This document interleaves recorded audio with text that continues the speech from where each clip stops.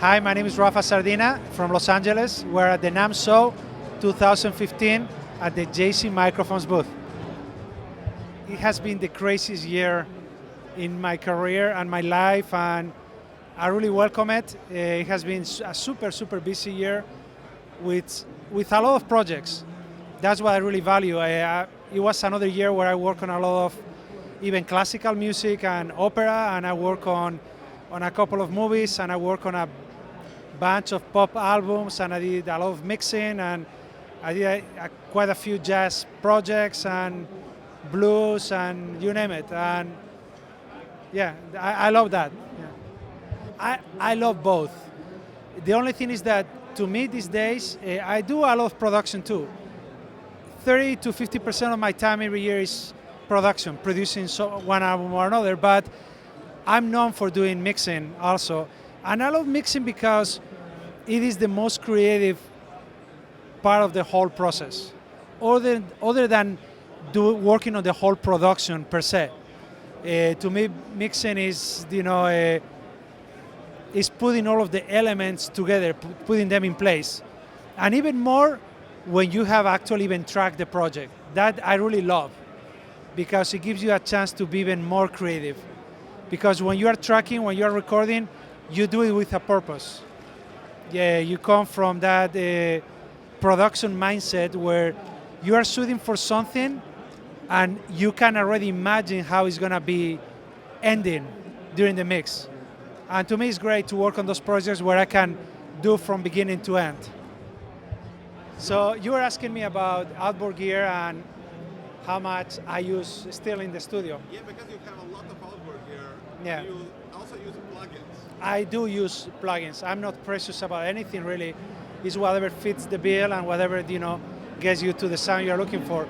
That's why when people ask me, do you need all of that gear to make it happen, to really make albums? You truly don't need anything. You need just one of each. You need one preamp, you need one EQ, you need one compressor, whatever, or you need one of each plugin that you are going to be using. But obviously for me it's a matter of choice. I have it, so I use it. Not a matter of necessity, really. I actually do a lot of projects in other studios all the time. I travel a lot, go all around the world, work in even people's home studios. I'm flying to Germany in March. I'm going to be mixing 2 albums there in a home studio. It's not truly a commercial studio. I welcome those opportunities because it forces you to get out of your comfort zone and just use your ears and do whatever is necessary, And the same thing for tracking. When you go out for tracking, obviously, you have your own preferences and maybe you bring a couple of your mics, which is what I do, a few mics, and that guaranteed, to have some tools that you can use, but we always adapt ourselves. For me, the same comes for the use of the gear, and specifically for the use of microphones. People ask us, how do you use that microphone? And I always say, in many different ways. There isn't it's so hard for me to give a simple answer because, there is always the obvious use that we do use. Oh, I put it like this, maybe for this kind of vocal, I put a little bit of axis like this, or I do this trick or whatnot, or I simply change the microphone.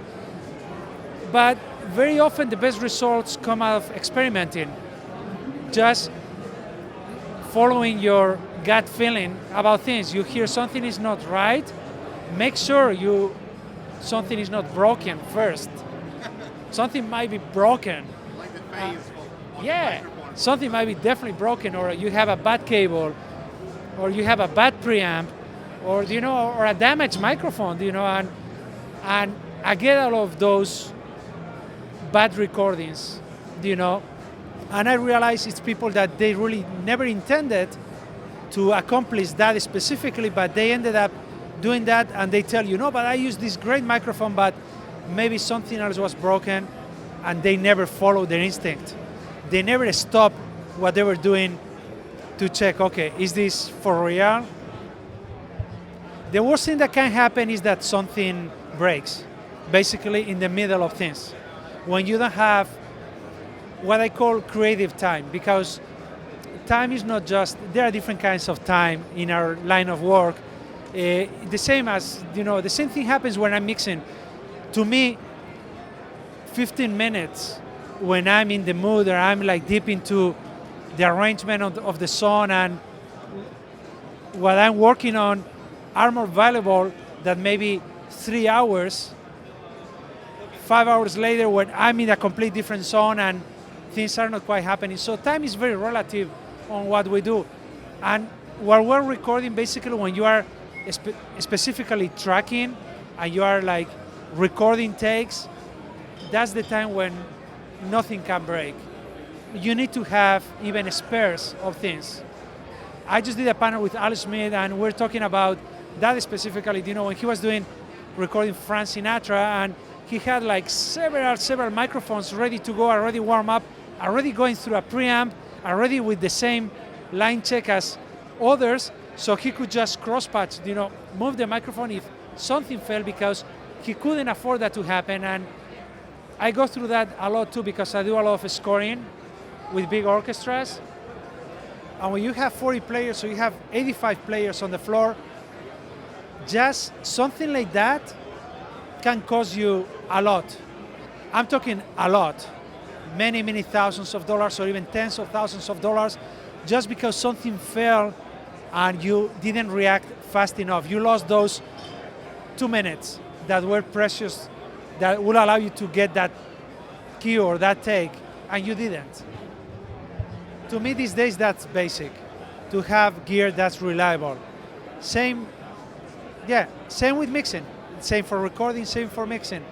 I don't want to have gear around that is going to fail me in the middle of the process and it's going to make me miserable thinking, okay, now I have to, after I work like for 10 hours on this sound, on this mix, on this, something that's relevant to the sound dies and you have to change it.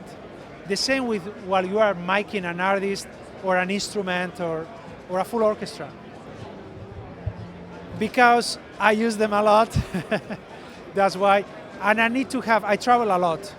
And I have several studios. I have 2 places here in LA, and I need to have, things to take with me, which is what was happening lately. I will be taking a set always with me, and then the studio wouldn't have it. Well, we use a lot of live application microphones in the studio. Many people don't realize that.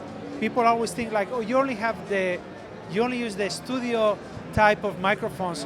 Actually, for guys in the studio, there's only one type of microphones, and that's microphones. No, seriously, there's no like live microphones. I use this guy a lot. Yeah, even for guitars and for so many things.